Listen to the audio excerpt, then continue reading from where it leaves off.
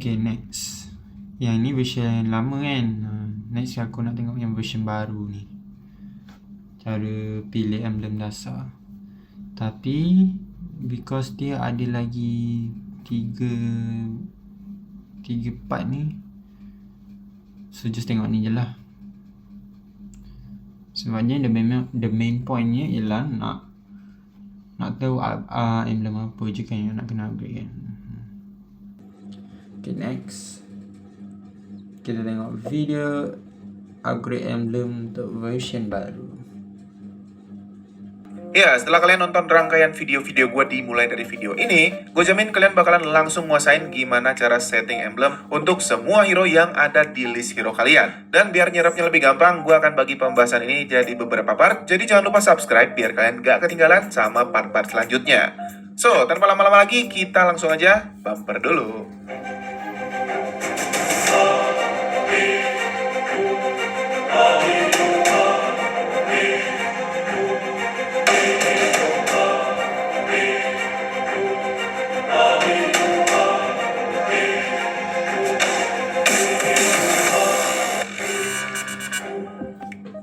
Sebelum kita mulai pembahasannya, jangan lupa buat kalian yang mau top up diamond murah, aman, dan terpercaya, bisa langsung aja gas ke CS Diamond Store punya Cara Studios. Oke? Ya, buat settingan emblem di patch terbaru ini, hal pertama yang harus kalian pahamin itu adalah untuk setting emblem di sistem emblem yang baru ini, kita itu akan hadapin dua fase. Fase pertama itu fase dimana kita akan nentuin emblem dasar buat hero kita, dan fase kedua itu baru lanjut ke pemilihan talent-talent mana yang sesuai sama emblem apa yang kalian pakai nanti di hero kalian. So, milih emblem dasar di sini tuh jadi hal yang penting banget karena di sistem emblem yang baru ini, kalian bisa masang talent apapun yang kalian mau dimanapun emblem yang kalian pakai. Nggak kayak di versi lama yang kita cuma bisa ngambil si talent karena dia punya killing spree atau apapun itu, dan kita nggak bisa milih status dasar mana yang mau kita ambil. Bahkan nggak ada yang terlalu peduli juga sama status dasarnya karena yang nggak bisa dipilih kan. Tapi di sini beda banget. Jadi di sistem emblem yang baru ini, bagian kulitnya yang bakalan kita bahas sekarang ini harus dipilih yang benar dulu biar hero kalian bakalan makin enak dipakai cuy. Ya, di sistem emblem yang baru ini kita akan nemu 7 emblem berbeda yang masing-masing bawa 3 atribut dasar berbeda, dan dari pengamatan gua, masing-masing emblem di sini tuh benar-benar punya kelebihannya masing-masing yang gak ada di emblem yang lain. Terus buat yang berharap gua bakalan sebutin ratusan hero masing-masing pakai emblem apa, sayangnya di sini enggak ya. Tapi di sini gua bakalan ngasih tahu kalian kelebihan masing-masing emblem, jadi kalian bisa sesuaiin sama hero dan tipe permainan kalian. Karena ya cara gue main Nana nggak akan sama dengan cara kalian main Nana. So, nonton dulu, bukan komen dulu, minta disuapin settingan tiap hero. Oke, kita mulai.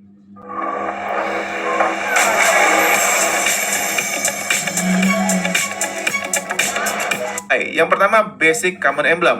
Basic common emblem di sini bawa 15 hybrid regen, 275 HP sama 22 adaptive attack. Biar nggak ketuker sama XP, gue bakalan sebut ini bahasa Indonesia aja ya, HP. Ya, buat yang nggak tahu, hybrid regen di sini tuh artinya regenerasi HP sama regenerasi mana. Terus adaptive attack ini artinya bisa ngasih damage physical atau damage magical, tergantung status dasar yang mana yang lebih tinggi dari hero kalian. Contoh kalau kalian bawa talent ini buat Eudora yang dimana dia akan bawa COD Lightning dan lain-lain, berarti emblem ini bakalan ngasih 22 magic power tambahan. Tapi kalau kalian main Eudora terus nyeleneh dan bawa BOD Endless Battle atau item-item apapun yang ngasih peningkatan physical damage dan bikin status physical dari Eudora itu jadi lebih tinggi dari status magicalnya, berarti otomatis emblem ini jadi ngasih kalian 22 physical attack.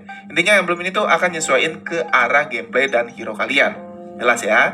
Nah, basic common emblem di sini adalah emblem dengan status HP tertinggi kedua di bawahnya emblem tank, karena emblem tank ngasih 500 HP. Terus dia juga emblem dengan adaptive attack tertinggi setara sama emblem fighter, dan catat emblem ini adalah satu-satunya emblem yang ngasih regenerasi mana. Jadi emblem basic ini tuh bukan lagi emblem yang nggak kepake dan paling nggak direkomendasin kayak emblem physical sama magical di sistem yang lama.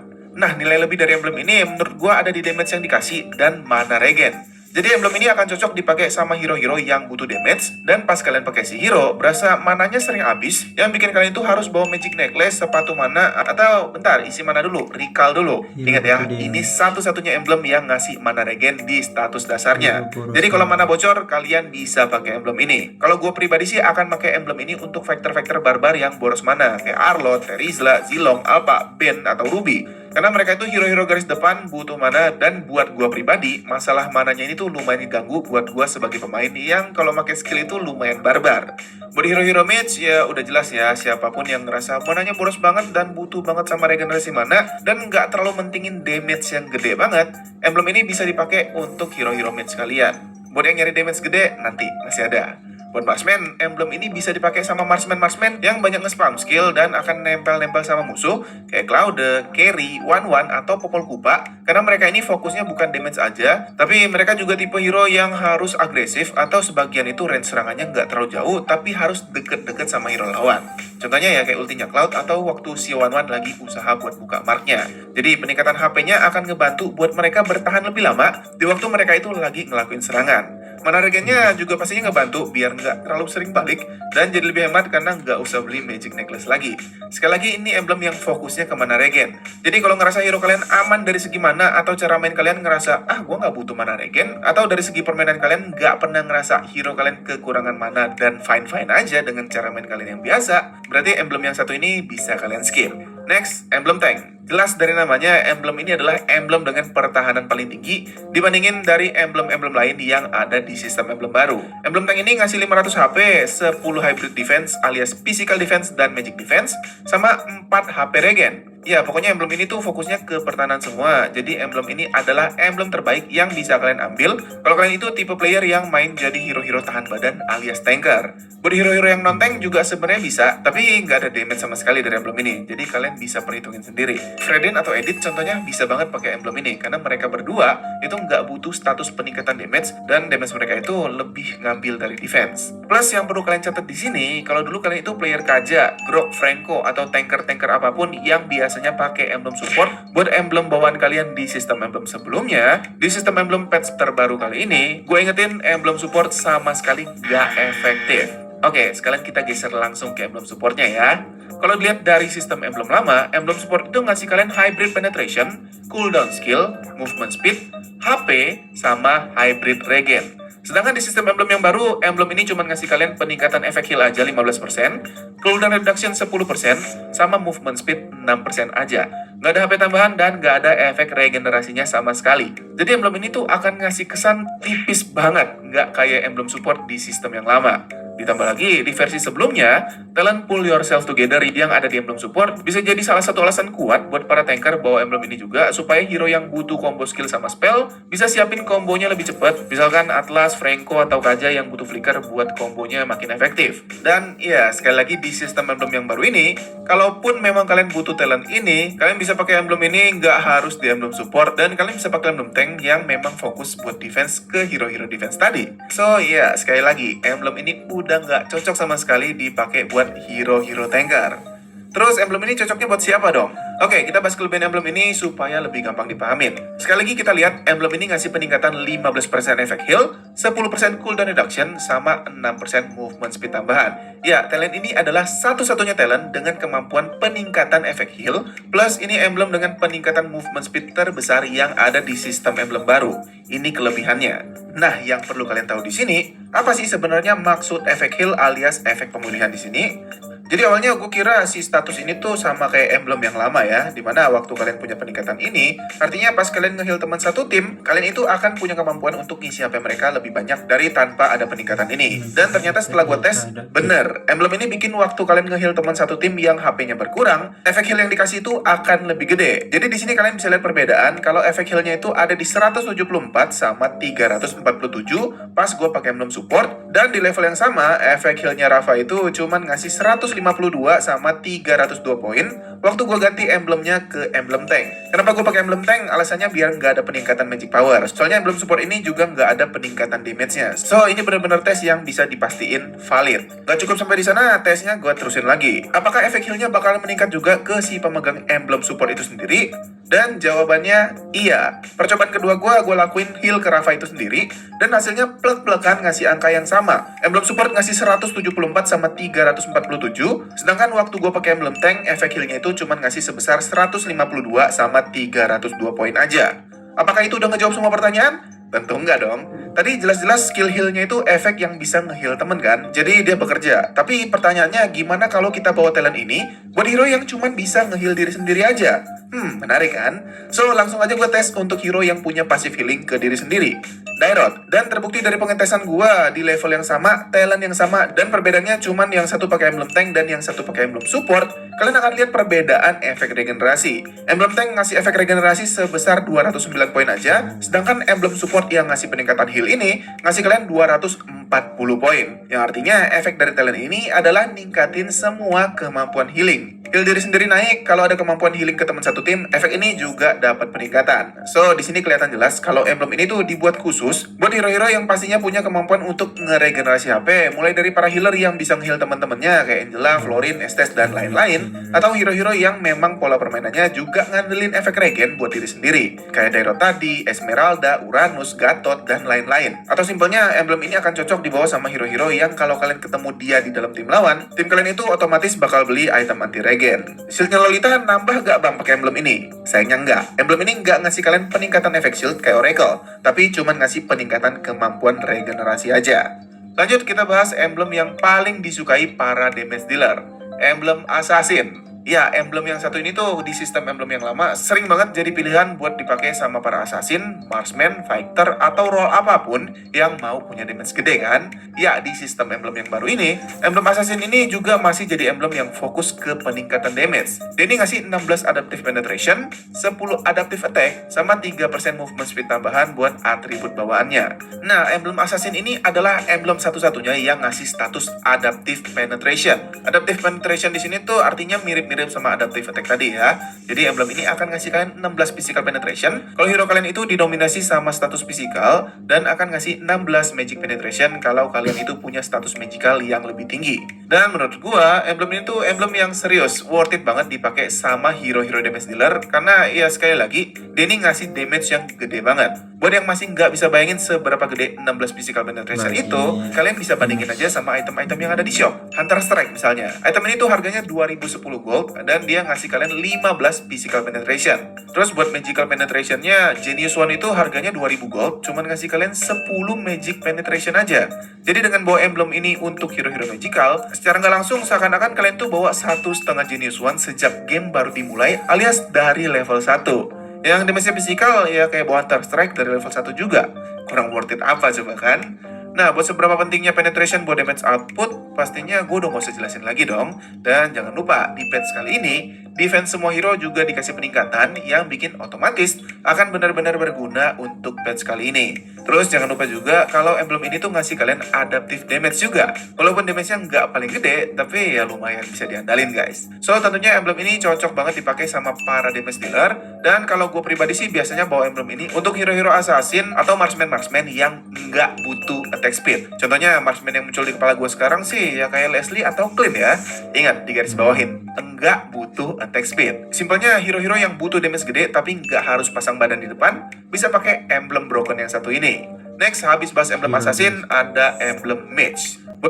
What else can a telecommunications network do?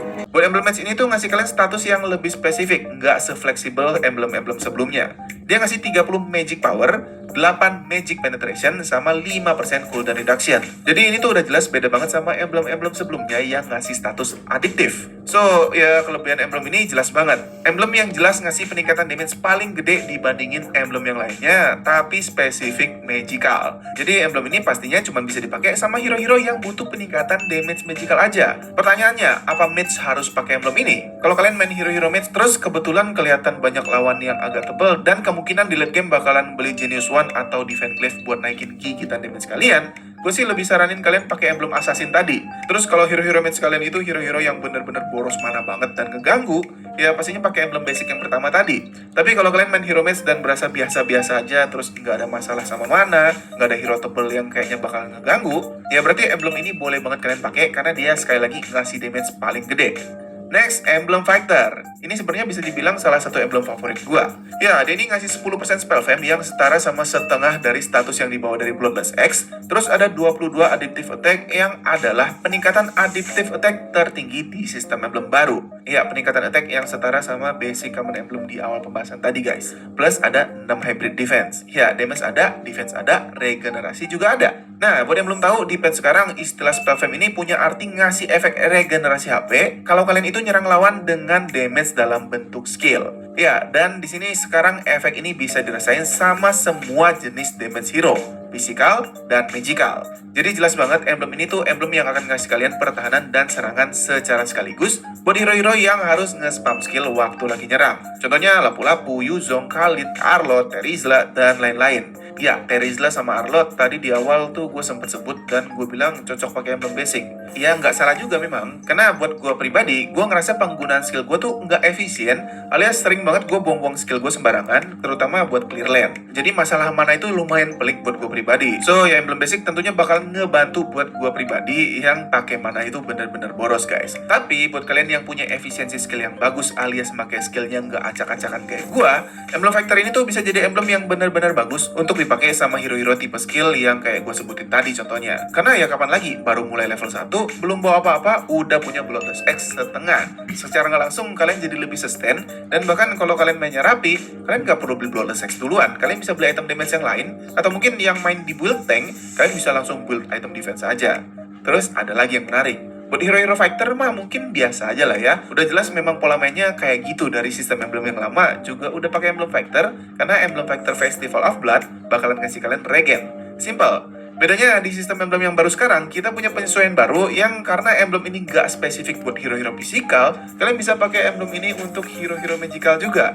Coba bayangin, kalian bawa emblem ini buat Alice atau Cyclops. Mereka itu tuh memang tipe hero yang butuh spam skill terus-terusan kan? Kalau pakai emblem ini, pas kalian main Alice atau Cyclops, kalian bakalan nerima efek regenerasi HP pas kalian lagi buang-buang skill kalian, atau kalian lagi isengin lawan kalian. Ya tentunya bakalan bikin mereka-mereka ini punya kemampuan pertahanan yang lebih tinggi.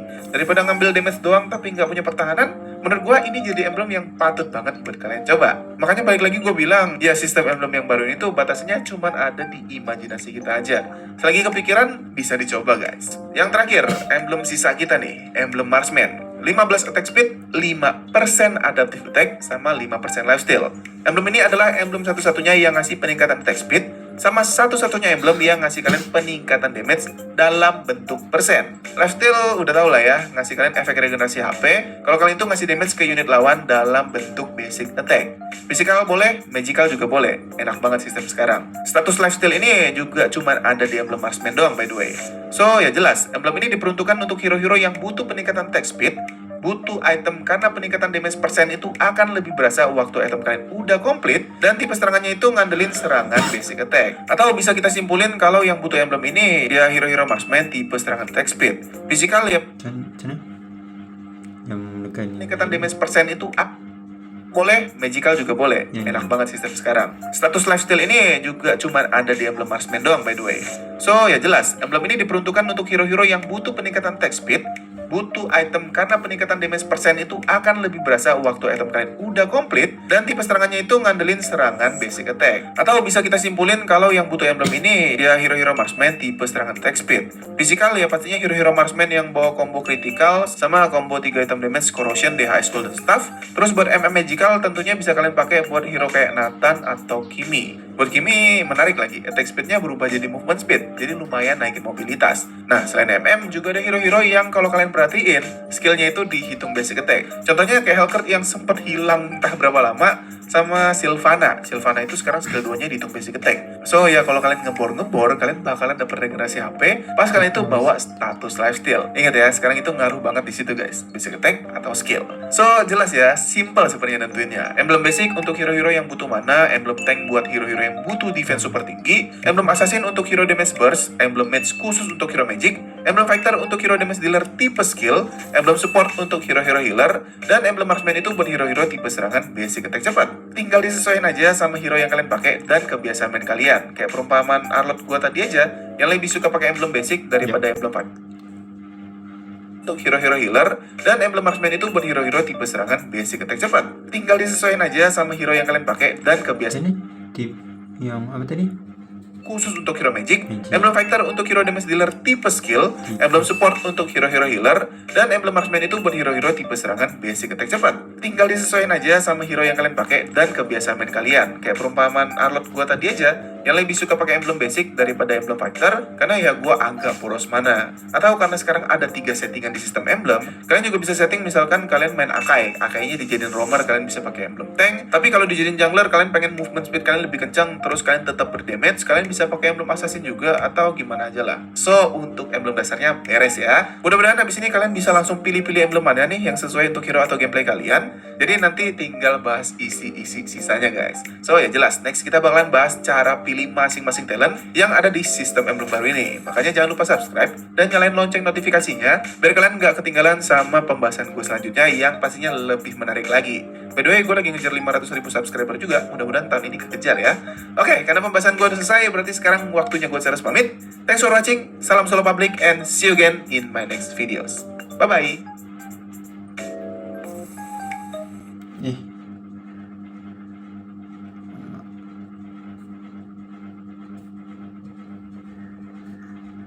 Bye-bye. Okay, bye. Okay, so basic tu untuk kalau boss mana, tank yang memerlukan defense tinggi. Apa lagi? Assassin yang nak damage tinggi kan. Mage, hero yang gunakan magic. Fighter, damage dealer, tipe skill. Maknanya dia punya serangan tu akan efektif kalau guna skill. Apa lagi?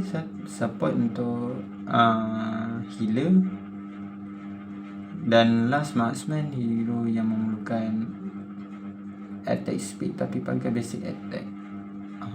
Okay.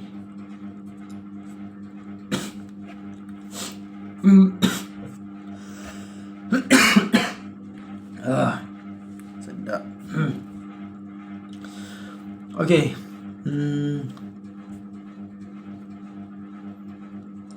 Oh yeah, tapi dia tak ceritakan emblem apa je yang nak di-upgrade. So tak apalah.